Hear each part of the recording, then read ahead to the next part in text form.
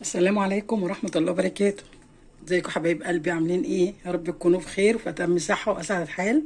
نبدأ بسم الله والصلاة والسلام على سيدنا محمد وعلى آله وصحبه وسلم أجمعين. النهاردة بإذن الله هعمل معاكم طريقة سهلة جدا لصدور الفراخ وبأقل التكاليف، وكمان خضار سوتيه مشوي على الجريل، وكمان الصدور مشوية على الجريل ويلا بينا نشوف أحلى بجد تتبيلة هتشوفوها معانا بإذن الله، وطعم حكاية، واعملوها وعلى ضمانتي بجد تحفة. ويلا بينا ونبدأ حبايب قلبي نقول الطريقة والمقادير مع بعض. معايا نص كيلو من صدور الفراخ متقطعة، طبعا هي سميكة شوية عن البانيه، قولي اللي بتاع الفراخ يقطعها لك سميكة شوية.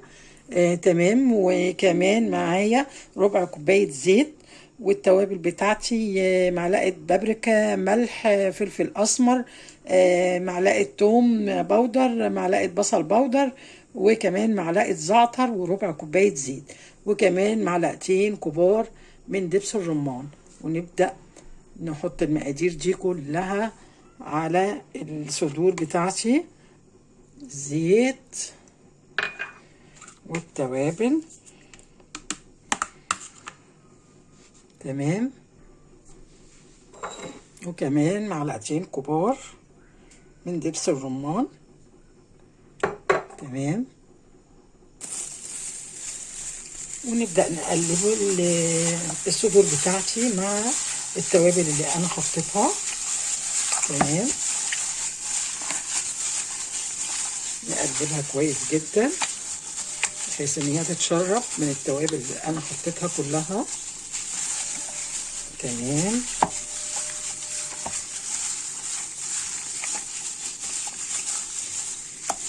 ونسيبها بقى في التلاجة 3-4 ساعات، وممكن كمان الحاجات دي زي ما اتفقنا كتير قبل كده ان احنا لو سيبناها يوم كامل في التلاجة من بالليل بتبقى افضل كمان. انا كده هسيبها 3-4 ساعات وبعدين نشتغل فيها مع بعض.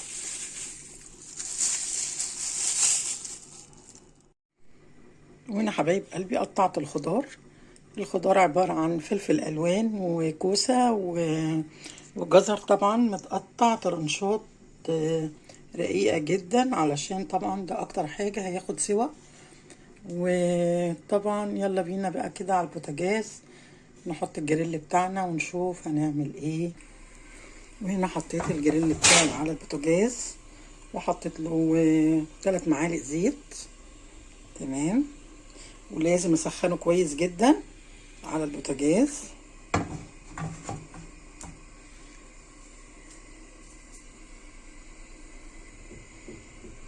وبكده طبعا الجريل بتاعي سخن. انزل بالصدور بتاعي اللي عندي. تمام.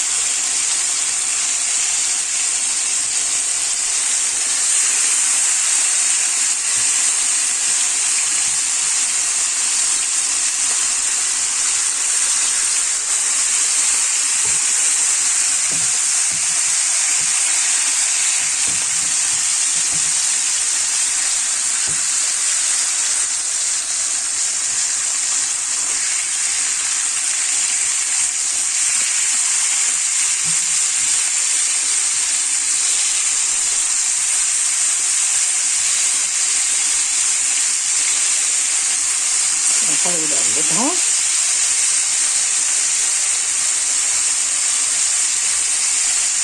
تمام.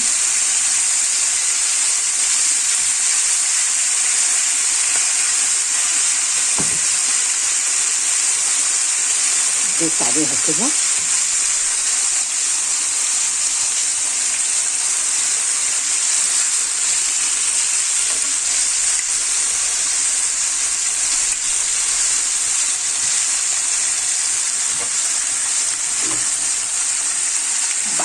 وطي عليها البوتاجاز علشان تستوي.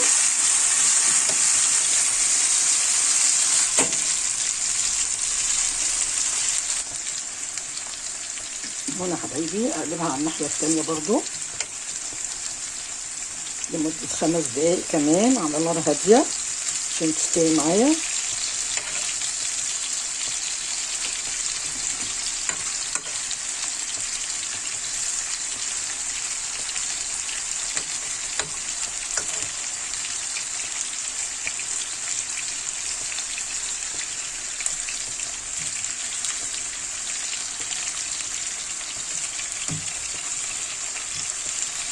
كده النار بتاعتي هاديه زي ما انتم شايفين.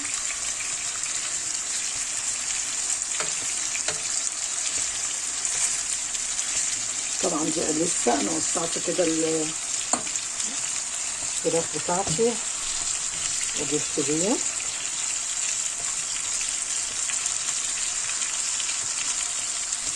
نسيبها كمان 5 دقايق على الجنب دوت علشان تستوي معايا.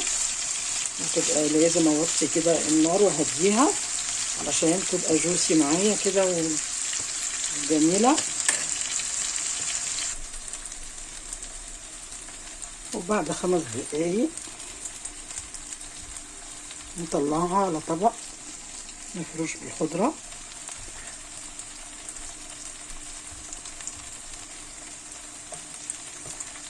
شوفوا بقى شكلها جميل ازاي وتحفه. طبعا استوت عشان انا سبتها الاول 3 دقايق وقلبتها، وبعدين 3 دقايق كمان وقلبتها ما شاء الله، وبعدين سبتها 5 دقايق كده بقى لحد ما بقت تحفه كده. تمام. وهنا حبايبي على نفس الجريل هنزل بالبصله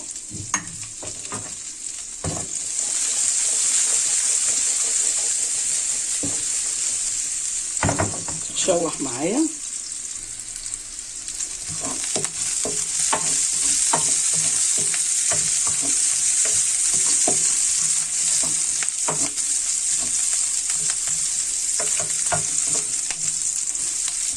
ونبدأ بالحاجات بقى اللي هتاخد سوا معايا من الخضار. الجزر وطبعا انا مقطعاه شرايح ورقيقه عشان الجزر احنا عارفين من الحاجات اللي بتاخد سوا.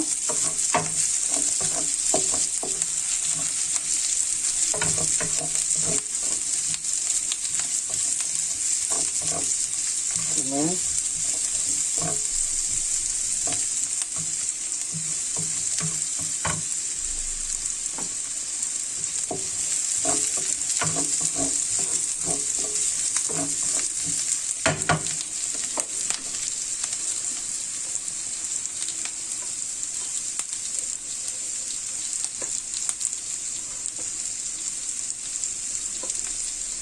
انزل عليهم الكوسه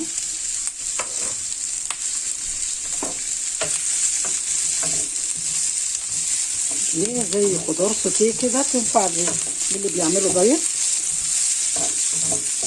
خضار سوتيه مشوي على الجريل. تمام.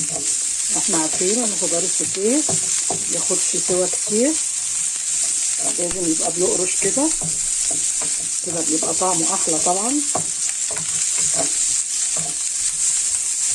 تمام.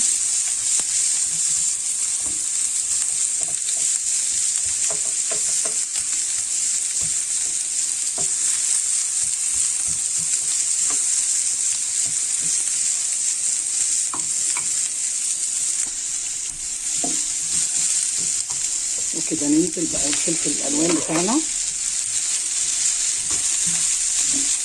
تمام. نجيب بقى الملح والفلفل.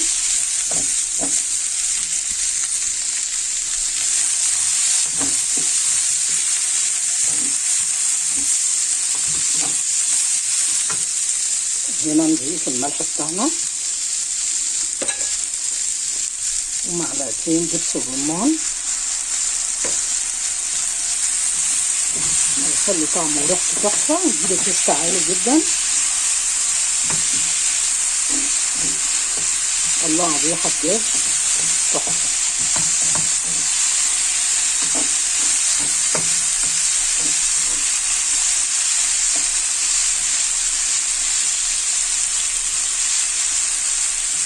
تمام، الالوان مع بعضها بسم الله ما شاء الله زي ما احنا شايفين تحفه تحفه يعني، جميله جدا.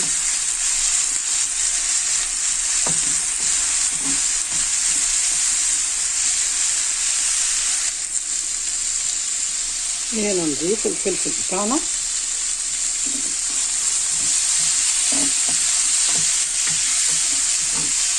الريحه بجد جميله جدا، الريحه طالعه تحفه. وبكده الخضار السوتيه بتاعي اتشوى بقى بجد حكايه. بسم الله ما شاء الله. نفسي بقى البطاطس بتاعنا،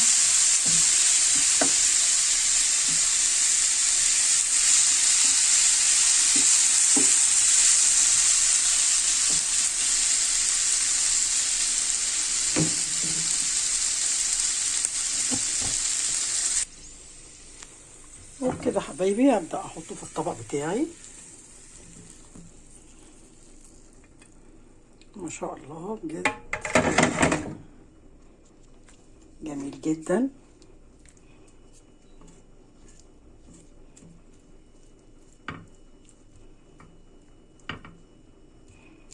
احلى طبق خضار سوتيه، جميل جميل بجد، تستاهل حكايه.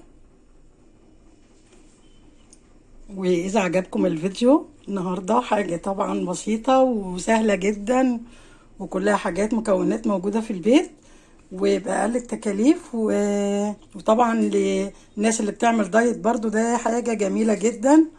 واذا عجبكم الفيديو يا ريت ما تنسوش تعملوا سبسكرايب وتفعيل للقناه وتدوسوا على زر الجرس، وكمان ما تنسوش التعليقات الجميله بتاعتكم. والسلام عليكم ورحمه الله وبركاته.